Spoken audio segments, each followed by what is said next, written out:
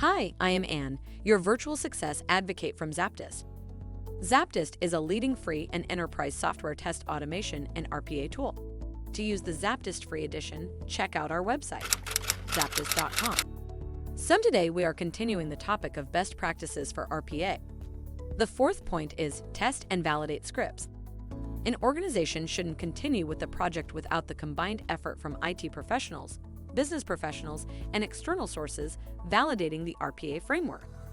The process of RPA test and validation is simple, as it only entails checking off a process once the bot successfully passes a process. Those are functional validation, architectural validation, implementation validation, identity validation, data access validation, additional validation, testing RPA scripts. If by now you have any inquiries or are considering learning more about ZAPTEST, drop a message on the website at the red widget, and we would be pleased to help you along the way. Make sure to comment and share this video with your peers and colleagues.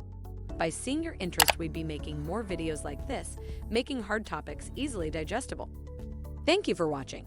Make sure to read the article linked in the description.